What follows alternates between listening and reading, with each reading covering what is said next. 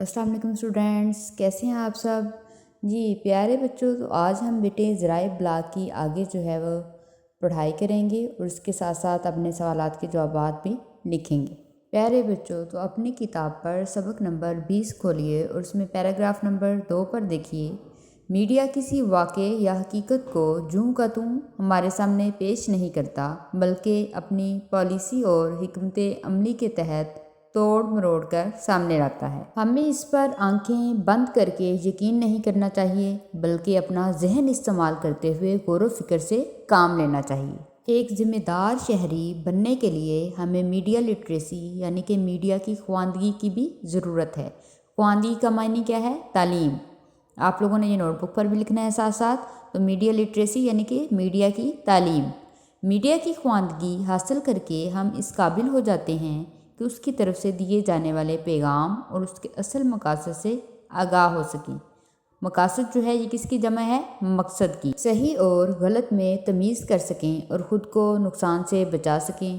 Media کی پیشکش پر یقین کرنے سے پہلے ہمیں تحقیق کر لینی چاہیے۔ تحقیق یعنی کہ چھان بین۔ تحقیق کے لیے علم ضروری ہے اور علم کے لیے مطالعہ اور غور و فکر لازمی ہے۔ تحقیق سے سچ ثابت ہو تو کسی بات پر یا کسی رائے پر یقین کر لیں، ورنہ مسترد کر دیں۔ اب مسترد کا معنی کیا ہے؟ نامنظور یا واپس کیا ہوا۔ اس کے بعد دیکھیے، میڈیا کے بڑھتے ہوئے منفی اثرات سے بچنا بہت ضروری ہے۔ اس کے لیے سورۃ الحجرات میں یہ ہدایت دی گئی ہے: اے لوگو جو ایمان لائے ہو، اگر کوئی فاسق تمہارے پاس کوئی خبر لے کر آئے تو تحقیق کر لیا کرو۔ فاسق یعنی کہ جھوٹا۔ کہیں ایسا نہ ہو کہ تم کسی گروہ کو نادانستہ یعنی کہ نہ چاہتے ہوئے نقصان پہنچا بیٹھو اور پھر اپنے کیے پر پشیمان ہو یعنی کہ شرمندہ ہو۔ پیارے بچوں، اب اس پیراگراف میں دیکھیے سوال نمبر 4 کہ ہمیں میڈیا کی خواندگی یعنی کہ میڈیا کی تعلیم کی ضرورت کیوں ہے؟ اب اس کا جواب دیکھیے کیا بنتا ہے جواب؟ جی بالکل، کہ ہم میڈیا کی خواندگی کی ضرورت اس لیے ہے کیونکہ میڈیا کی خواندگی حاصل کر کے، تعلیم حاصل کر کے ہم اس قابل ہو جاتے ہیں کہ اس کی طرف سے دیے جانے والے پیغام اور اس کے اصل مقاصد سے آگاہ ہو سکیں، صحیح اور غلط میں تمیز کر سکیں اور خود کو نقصان سے بچا سکیں۔ اس کے بعد دیکھیے سوال نمبر 5، کیا ہمیں میڈیا کی ہر بات پر یقین کر لینا چاہیے؟ جی نہیں، ہمیں میڈیا کی پیشکش پر یقین کرنے سے پہلے کیا کرنا چاہیے؟ تحقیق کر لینی چاہیے، اور تحقیق کے لیے علم ضروری ہے اور علم کے لیے مطالعہ اور غور و فکر لازمی ہے۔ تحقیق سے سچ ثابت ہو تو یقین کرنے، ورنہ مسترد کر دیں۔ میڈیا کے منفی اثرات سے بچنا بہت ضروری ہے۔ یہ آپ لوگوں کے سوال نمبر 5 کا جواب ہے، جو کہ آپ لوگ نوٹ بک پر لکھیں گے۔ آگے پڑھیے۔ جب ہم کوئی فلم یا ڈرامہ دیکھتے ہیں تو ہم یہ جانتے ہیں کہ جو کچھ فلم یا ڈرامے میں دکھایا جا رہا ہے وہ حقیقت نہیں ہے بلکہ فرضی ہے۔